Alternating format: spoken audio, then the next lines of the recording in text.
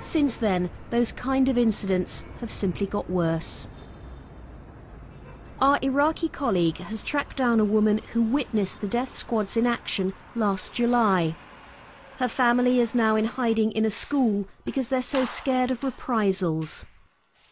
Fatima saw the police setting up roadblocks in the mixed jihad area. Masked gunmen then checked people's ID cards, and those with Sunni names were executed on the spot. Yes, there were policemen there, but they didn't have any authority. I saw them watching while the militias were killing people, but they didn't do anything. It was like a horror film. Last year, her husband died in a car bomb left by Sunni insurgents. Now Shia death squads have driven them from their home. It shows how little the Americans really control the security situation. I'm Alex Thompson in Afghanistan. 5 years on from America's invasion, what's gone wrong? British troops overstretched and under fire. Hundreds of schools closed by a resurgent Taliban. The opium trade booming. Join me from Monday for a week of news from Afghanistan.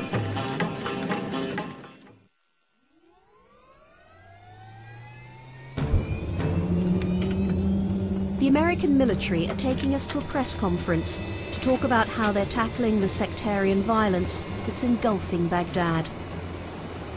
It's only a couple of miles away, but we're taken by helicopter because the streets aren't safe. We land at an Iraqi army base in a district called Adamiyah.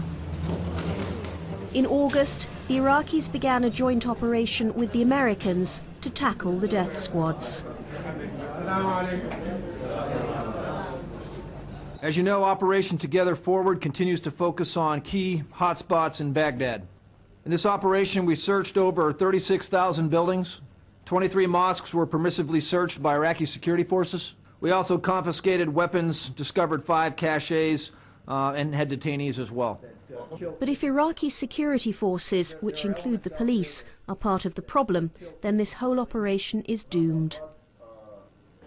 Colonel Shields, some of the death squads, the militias, clearly believe that they can operate almost with impunity because they clearly think that in some way they've got support from the Iraqi police, particularly the national police, and possibly even up to ministerial level. How are you tackling that? That could be a challenge. I think that's a concern amongst the people. I mean, we hear it as we walk the streets, concern about militia infiltration of Iraqi security forces, and that's a challenge that leaders have to face, and they are facing that, and they're working that.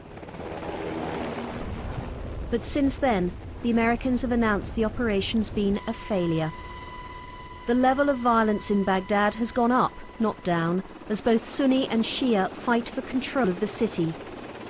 It's a continuous round of sectarian killing, each attack bringing ever more horrific reprisals. A bomb has exploded in a district called Sadr City. A local cameraman gave us this footage. People were queuing for cooking oil. About 40 are dead, targeted simply because, like everyone in this area, they're Shia. That means the bombers were Sunni insurgents. It also means the Shia death squads will take their revenge. When things calmed down, we asked another Shia cameraman to film ordinary street scenes. But this is the Mahdi army's heartland. He can only continue when he shows written permission from their boss, Muqtada al-Sadr.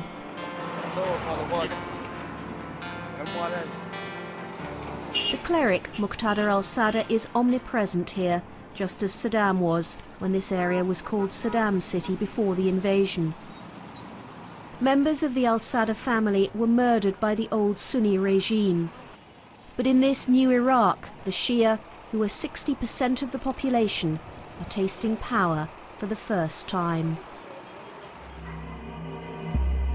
A key ally of Muqtada is the health minister, and so many of Muqtada's men, his Mahdi army, are officially employed to guard the hospitals.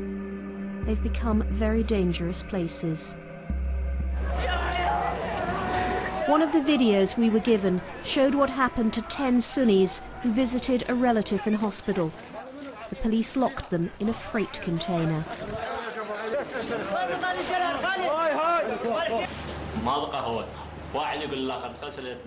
There was no air at all. Everyone was begging everyone else not to breathe too much. Then we all began to lose consciousness and I blacked out. I only woke up that night when someone splashed water on my face. We were all rushed to Al Yarmouk hospital, but all the others were already dead. Only I was still alive, thanks to God.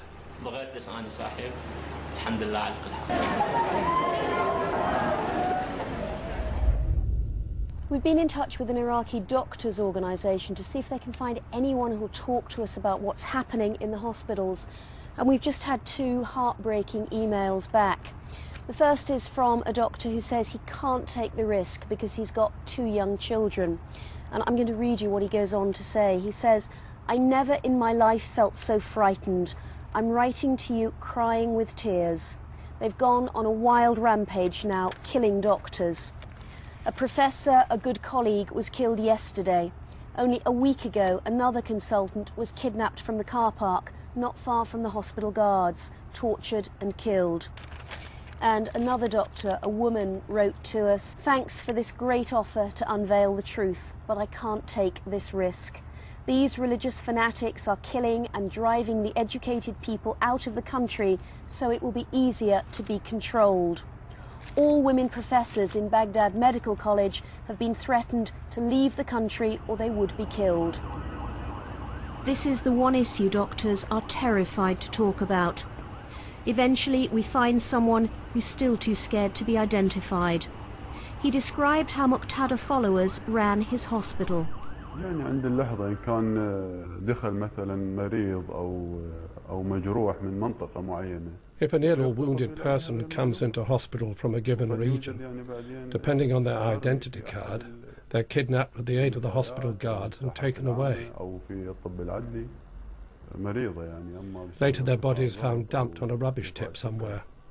ودخلت إلى طوارئ أحد المستشفيات يعني اللي معروفة بهذا العمل. Once there was an older ill woman. She had either high blood pressure or diabetes. She was rushed into the hospital, which was well known for treating these things.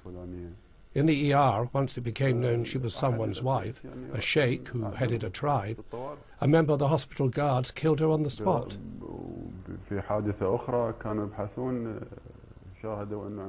In another incident, 2 brothers with typically Sunni names walked into the hospital. They were both killed in the ER. This incident made not just Sunni, but also Shia doctors actually run away. We wanted to put all these allegations to Muqtada al-Sadr, but he doesn't speak to Western journalists. His spokesman is Baha al-Araji, and he has a standard answer to all the allegations about the Mahdi army, the Jaish al-Mahdi. Sunni families are being told by the Jaish al-Mahdi, you must leave your homes, and unless you do so, you will be killed. Why is that happening? Many gangs and groups are working for foreign intelligence agencies in Iraq, and they try to blame it on the Mahdi army, which is false and has no basis.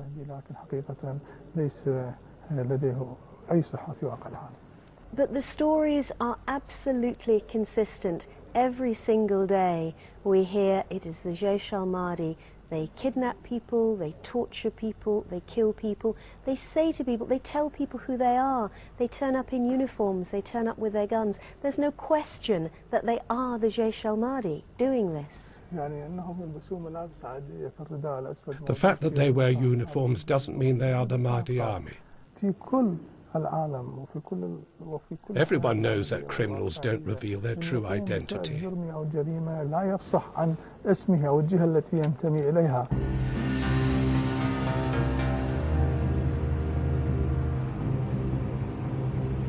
Next week, the UN will announce how many Iraqi civilians were killed in the last 2 months. No one expects things will have got any better. October was also the worst month for American casualties in 2 years, and that's only increased the pressure on George Bush to pull the troops out. But the price for an early withdrawal is leaving the future of Iraq to be shaped by those who put religious division above national unity. It would mean those who stand accused of supporting and running the death squads would then be running Iraq.